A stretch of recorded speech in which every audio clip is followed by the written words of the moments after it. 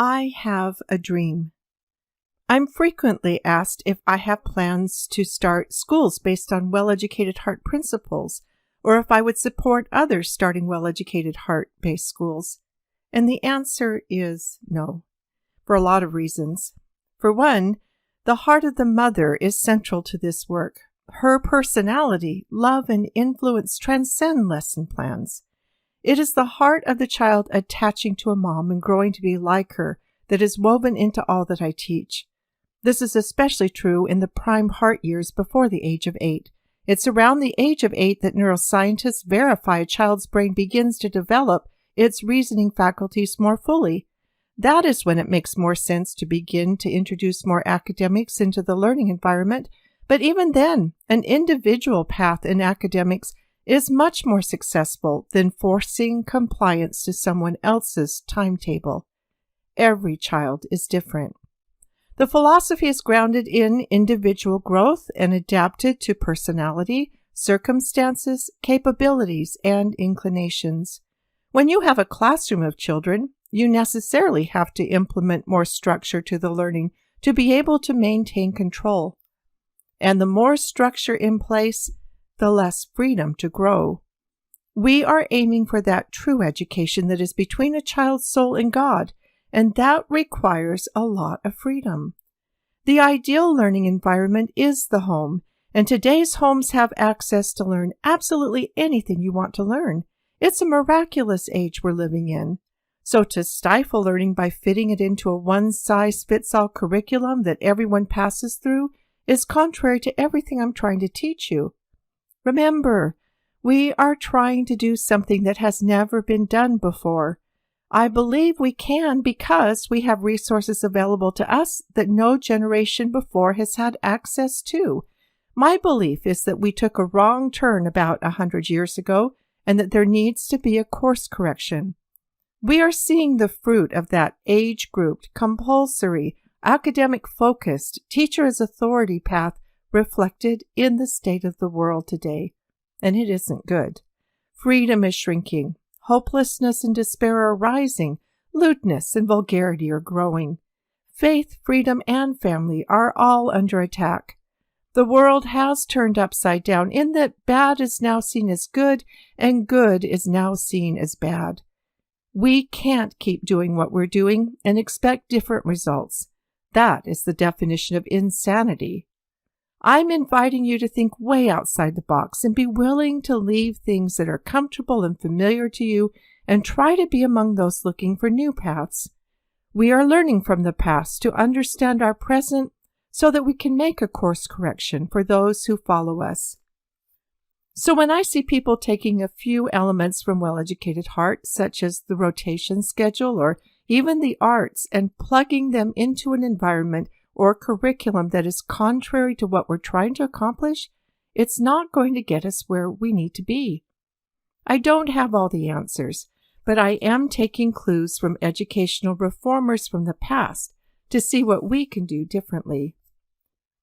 When the prophet Samuel saw the crumbling state of his people, he opened a school in his home at Ramah for young men. They called him Father. While we don't have a lot of details, we know it included music, stories of their heritage, and these students in his school of prophets of the Old Testament, were all poets. They served as the leaven for Israel. When William Wilberforce felt called by God to rid 18th century England of the evil of slavery and to reform its terrible morals, he collaborated with a woman, Hannah More, and the Clapham sect was formed. That little band of about 20 individuals met in the library in the home of one of its members, and this small group changed the course of a nation and the lives of millions.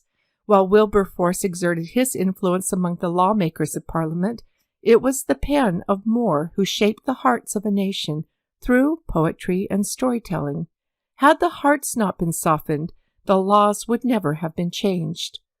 When a young clergyman, Nicholas Grundtvig, found his homeland of Denmark in despair after having been ravaged by war, he undertook to save Denmark by songs and music and stories. He inspired a young Christian Cold who rented a house and invited young adults to come.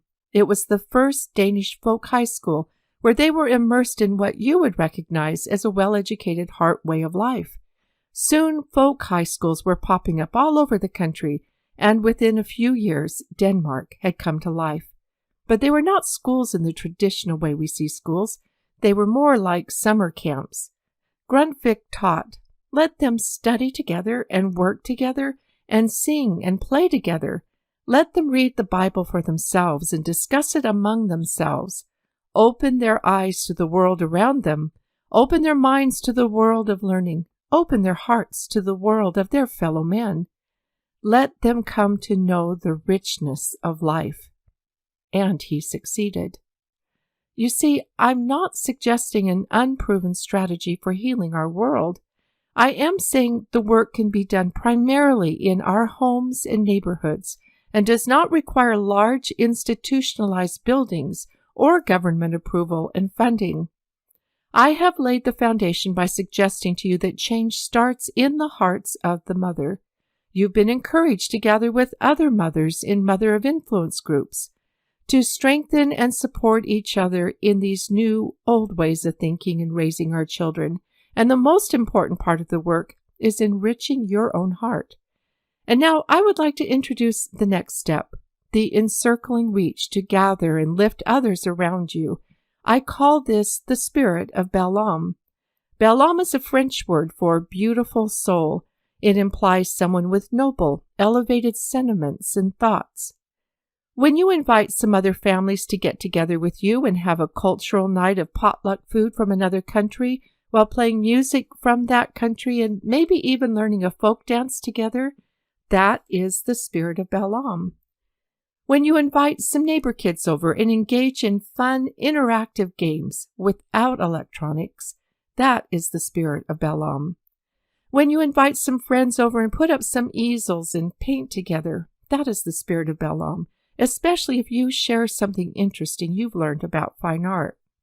When you have an inspiring book you're reading and you're dying to talk about it and get a few friends together who are also reading the book, that is the spirit of Belle Ame. When your teenager invites some neighbor kids to the backyard and helps them put on a simple play for the neighborhood with simple costumes and props, or puts on a puppet show, that is the spirit of Belle Ame.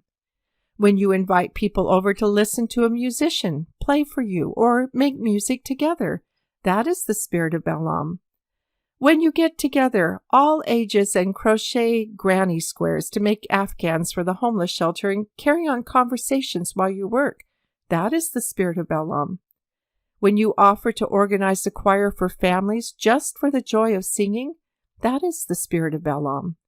When you organize a storytelling group to practice the art of storytelling, that is the spirit of Belle Ame. I hope you're getting the idea. There is no end of possibilities. The spirit of Belle Ame is the spirit of gathering and connecting and engaging in the arts. We are terribly disconnected to each other and to life. Loneliness is the true pandemic. This is about bringing people together and allowing them to engage in activities that have become relics of the past but are so needed today.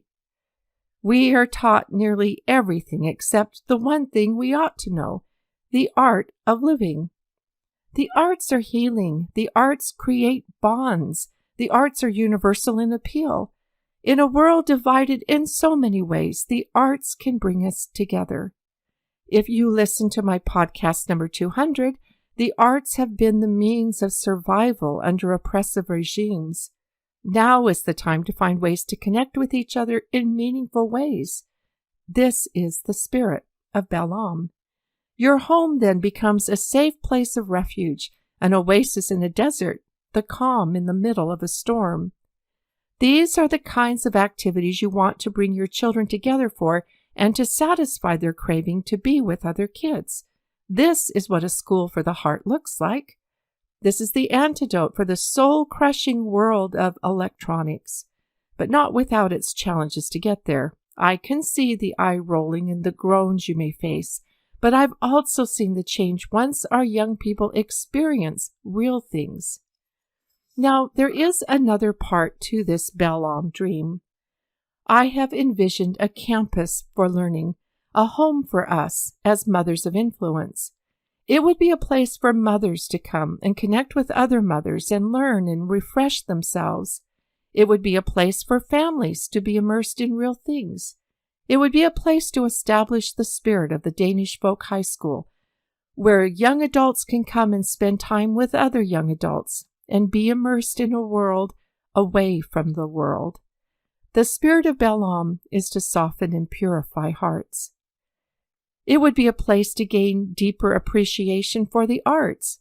I see week-long retreats for music, for painting and handicrafts, for poetry, for storytelling and writing, bringing in guest instructors who have not forgotten God.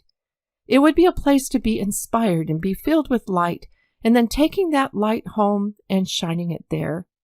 It would be a place for learning homemaking skills and learning to create, as Sally Clarkson describes, life-giving homes.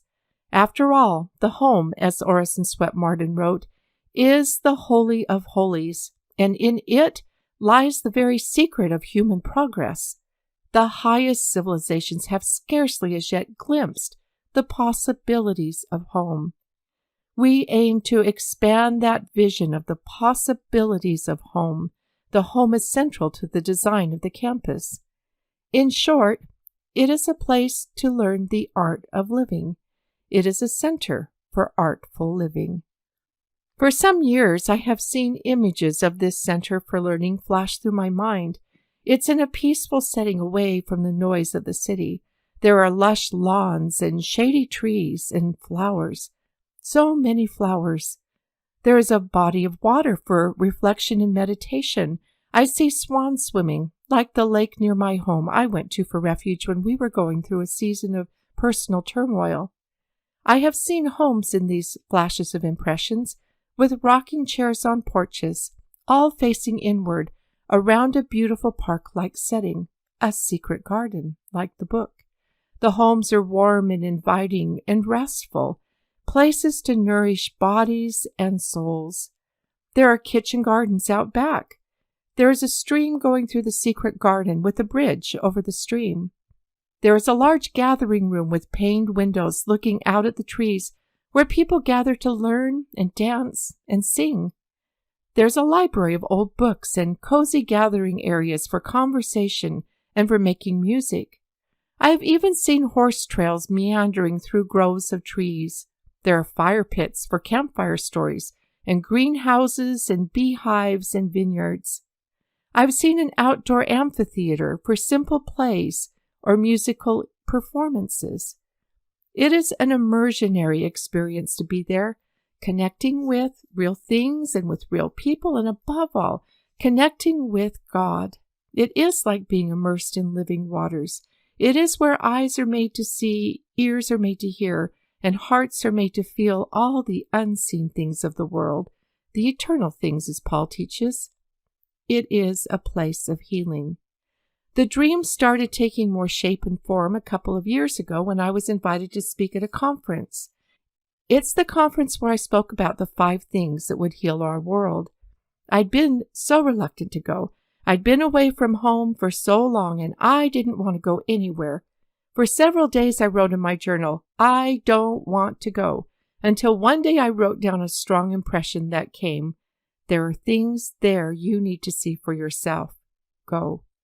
I had arrived the night before and was the first speaker in the morning. I wasn't even sure what the conference was about or who my audience was. After I finished speaking, I was looking around the large room we were meeting in. There were paned windows all around the room that looked out at groves of trees. I felt a pull to step outside and walk the grounds. It was a beautiful, peaceful setting with lawns and shady trees. As I walked around the property, it was almost as if someone took me by the shoulder and shook me. Open your eyes. Look around. It's all here. Everything is prepared. Here was a small lake with swans swimming. There was a little amphitheater on the lake, porches with rocking chairs, cozy meeting areas and a library of books, miles of horse trails, greenhouses, a circle of houses around an open green area with a stream through it, and a bridge over the stream. When I picked up a map of the property, the area in the middle of these houses was labeled Secret Garden. I later asked the owner why he named it that. He said he had no idea. As I looked up at the bookshelves that lined the loft, the thought came, count them. There were 12. My bookshelves at home are arranged around the 12 months in the rotation schedule. As I walked the property, I found myself unexplainably weeping because of what I was feeling. I saw the property not just as it was, but what it could become because of the images already planted in my mind. And I said out loud, but none of this is mine. It isn't mine to do anything with.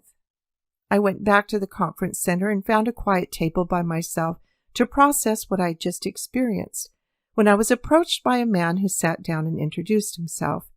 He had recently moved there and was helping in some of the care of the property. I found myself sharing what I had just experienced. I shared the idea of bringing families, young adults and mothers to a place like this for an immersion experience like I described. He thought the owner would be open to the possibility, and I could hardly believe this vague dream that seemed years away suddenly had the potential to become a reality much sooner than I had thought, which caused me to do some serious thinking about what events would look like. The owner was approached and was willing to consider letting us use the property, and when I announced it to the Facebook group, I had hundreds of families express excitement to come and lots of volunteers willing to help organize family and mother retreats. I met with the owner of the property in his home in January of that year, and he shared what a special property it had been to him and how he came to acquire it. The best word I can use to describe what I had felt was that I was walking on sacred ground, and as he told me the story behind it, I understood why I felt that way. So it surprised me when I just as strongly felt to call it all off, not long after our meeting. 1 month later, in February, COVID hit and the world shut down. I kept in touch with the owner, who had decided to take the property in a different direction that no longer made what I envisioned a viable possibility. Still, the ideas for a center for learning, a home for mothers of influence in the well-educated heart, kept pouring into me. It now had a name, Belle Ame, Center for Artful Living. As I said, Belle Ame is French for beautiful soul. It refers to all that ennobles and uplifts. It wasn't a place for people to come and live. It was a place to come and be inspired and then to spread that influence far and wide. The location had been ideal. The property I walked was at Adirondack in Missouri, in the very heart of America, a very fitting place to tend to hearts. I kept in touch with the man who was helping take care of the property. Not long after that, he told me he had purchased a beautiful property about 20 minutes west of the ranch. It was almost 150 acres.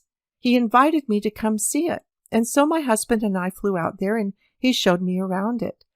I especially kept noticing all the butterflies as we made our way around the property in his truck, and we finally ended up in a grove of trees. That night, as I tried to fall asleep, I kept seeing the butterflies, and the question posed in my mind, Marlene, what do those remind you of?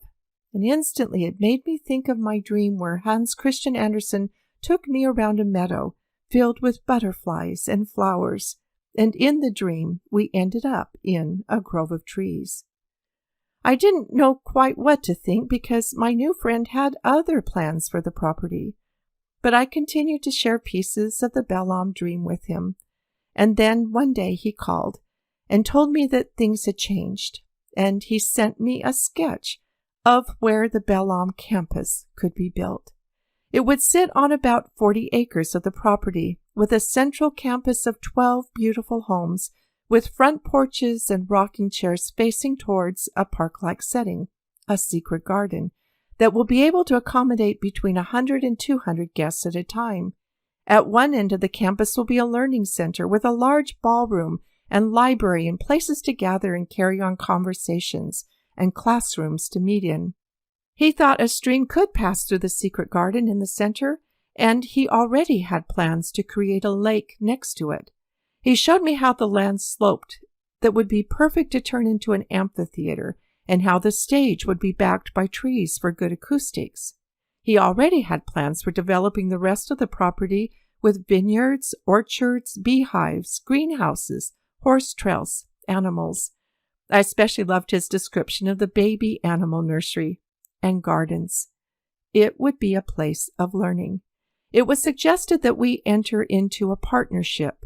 Belle Ame Center for Artful Living would now have a home at Weatherby Faith Farms. This was to be a project built with and for love, not for profit. I had been thinking I would need to now find investors. That's the normal path.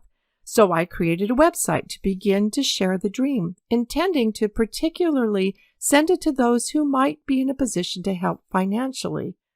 I only shared it with a handful of people to test it out, who then shared it out to their circle of friends, and the response was overwhelmingly positive, and I got a flood of emails from people who wanted to offer their talents and skills and be part of the Belle Ame dream.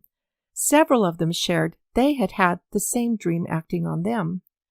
But something felt off, and the feeling came, this campus is meant to be a living monument of the power of small and simple means. Then I remembered the story of the Relief Society building. The Relief Society is the women's organization of the church I belong to, one of the largest women's organizations in the world. About 100 years ago, they also felt a need to create a home for their organization and needed to raise $500,000, which is equivalent to about $5 million today. Rather than looking for wealthy benefactors, they looked to the women within the organization itself to raise the money, inviting each one of them to donate $5. Inside the building today is a room loaded with account ledgers on the walls arranged alphabetically. Here was a record of every woman who contributed. When I was there, I pulled down the J register and found the name of my grandmother, who was as poor could be, married to a potato farmer in Idaho, but she had managed to find a way to contribute her $5. That building was built by small and simple means. At the opening, 2 attendees turned to each other and said, "We didn't know $5 could buy so much." They looked forward to the future when their daughters would admire this house our mothers built for us. Let me say it again. The Belle Ame campus is meant to be a living monument to the power of small and simple means, built in a spirit of love and unity. If it is to be built, it will be built by us as mothers of influence, or it will simply not be built. Can we look forward to the future and imagine our daughters and granddaughters admiring the beautiful campus their mothers built for them? The campus will grow according to our ability and desire to grow it. We will start with a large grassy area in the center of the campus where we will come together in tents, if that's all we can do, and grow from there. We are so used to the consumer model where someone else risks their money and someone else plans the entertainment, and we simply come and consume. This is a creator model where we will take part in the building and the planning and the creating. Everything that happens on this campus will be an opportunity to learn. Everyone who comes will leave the property better than they found it. Love is built into its very foundations. Much of what will happen on the campus will be done in the spirit of service. Picture bringing your family to plant flowers and trees and learn to build homes. We send our kids on humanitarian expeditions to other countries.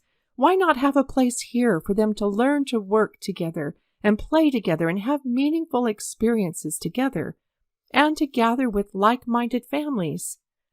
Isaiah saw our day and said, "They shall not build and another inhabit. They shall not plant and another eat.